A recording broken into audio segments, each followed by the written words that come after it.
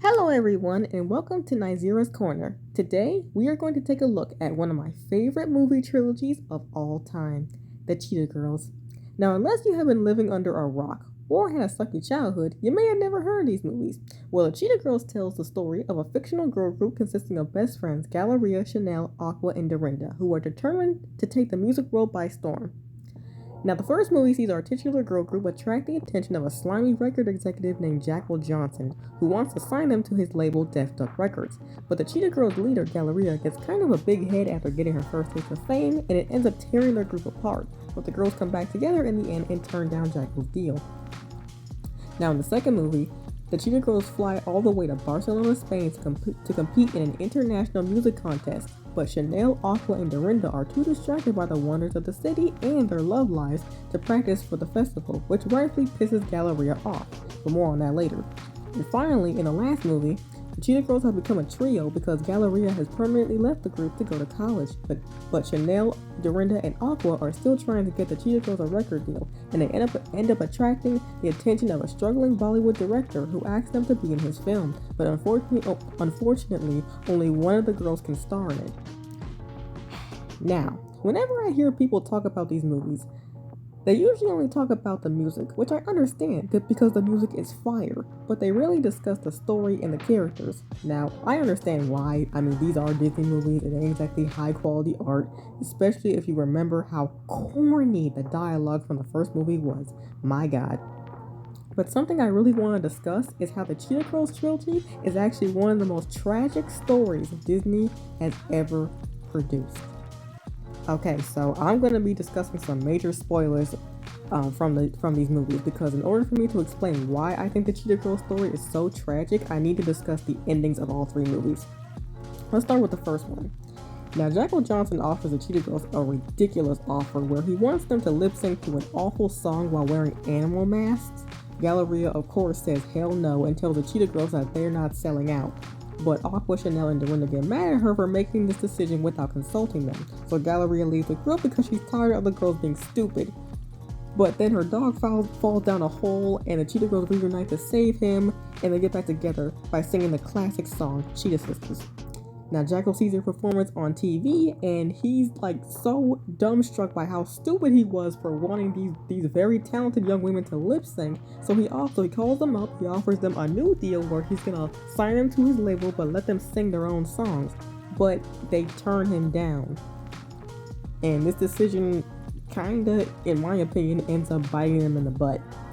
Because in the second movie, where they go to Barcelona, Galleria gets so fed up with the girls not rehearsing for the festival that she's about to fly back to New York. But luckily, the girls apologize to her, and they do this big performance of another classic song called Amigas Cheetahs at the festival. But, did they win the competition? Well, I don't know, because the screen just fades to black before the winner is announced. And the third movie has the same problem. Chanel, Dorinda, and Aqua give the lead role of the movie to their choreographer named Cheetah, and they sing this big musical number of another great song called One World to close the film. But tell me, dear viewer, was the film a success or a flop? Did the Cheetah Girls get any recognition from starring in it? Well, I don't know, and no one ever will because it fades to black after the final song number. Do y'all see the problem here? The Cheetah Girls had one of the biggest music moguls take an interest in them while they were auditioning for a school talent show. They were performing at international music festivals and starring in a freaking Bollywood movie, and yet the trilogy ends with them never getting a record deal. Meaning all that hard work, all that struggling, all that fighting and breaking up and getting back together was for nothing. Now, it is important to note that the Cheetah Girls became a very successful group in real life. Disney decided that since the movies were so popular that they should just make them a real girl group. And it was a success. I especially remember listening to all three movie soundtracks like every day as a kid. But in universe, the Cheetah Girls could be considered flops because all that work didn't amount to anything. No record deal, no album, no international Cheetah tour, no Grammys, no Prada, nada mama, they ain't get nothing. and never achieved the fame that they worked so hard for. The fame that they without a doubt deserved. Another thing I want to talk about is the vilification of Miss Galleria Garibaldi. Now, in the painfully cliche first movie, where Galleria gets a big head and pisses off Aqua, Chanel, and Doe, it becomes abundantly clear that Galleria is the only professional in this goddamn group. Because the fact them other girls were even considering prancing around in animal masks and got mad at Galleria for telling them not to sell out is absurd. Yes, Galleria had a bad attitude. Yes, she was wrong for making decisions about the group without consulting them, but clearly she was the only one in that group with some sense. Them other girls were not. Galleria was about her business. And in the second movie, good lord, where do I even begin? My good sis was cussed out by her fake ass friend Chanel and even called controlling because she told Chanel, Aqua, and Dorinda that they only had 3 days left to prepare for the festival because them other 3 girls wasted so much time doing nothing, chasing after boys or just messing around with fashion designers and just not rehearsing. They had 3 days left to prepare for this competition, and they wasted so much time. And when Galleria said, "Hey, can we please rehearse?" Actually, no, she wasn't nice at all. She was actually quite fed up. She told them, "Rehearse. We need to rehearse like right now." Chanel lost it on Galleria, calling her controlling, and that's why Galleria almost left them again. She left the group twice because her group mates did not take their job seriously. In the third movie, Galleria wasn't even there because Raven-Symoné actually left the franchise, allegedly because she had a feud with Aqua's actress Keely Williams. But in universe, they said Galleria left to go to college. No. I understand why she was fed up, why she would be fed up with the Cheetah Girls and finally leave for good because she already left twice in the past. But college? I don't know. I don't believe that. That was a lame excuse. Anyway, now it's also important to note that the third movie is not bad.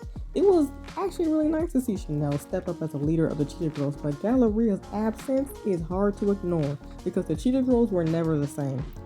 Galleria wanted the girls to work, to succeed, but nope. They kept getting distracted by boys or something else stupid, and she was always called controlling just for taking her job seriously and telling the girls to do the same. And I honestly think that's one of the biggest reasons why they flopped as a trio and why a lot of people didn't even watch the third movie, even though I say again, it's not bad, it's actually really good.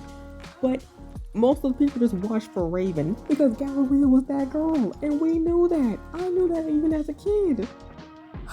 So the trilogy ends with the Cheetah Girls busting their butts in 3 different countries, only for all their hard work and amazing music to not really amount to anything, and the group's most promising and ambitious member leaving them behind. I know many people are going to disagree with me, but the biggest mistake the Cheetah Girls ever made was not taking the deal with Jackal at the end of the first movie.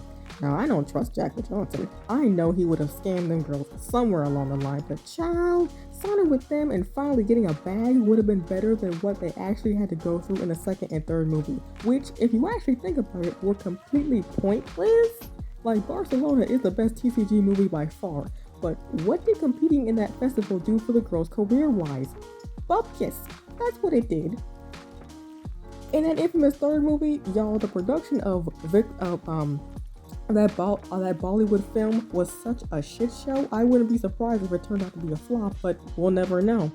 The Cheetah Girls never took the music world by storm like they always wanted to. They were struggling and scrounging for a record deal that never came. And add that with the drama that allegedly happened behind the scenes, the story of the Cheetah Girls is a tragedy because I can't help but think of what we could have had if Deborah Gregory's original source material was adapted by better writers. I still love these movies, and I always will, but Galleria, Aqua, and Dorinda deserved to achieve the fame that they always dreamed of instead of just having to struggle and ultimately gain nothing from it. Okay.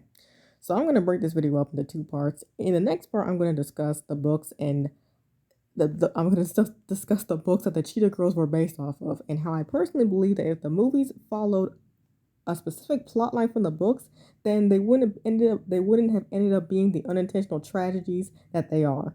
If you like this video, don't forget to like, share, and subscribe. Bye!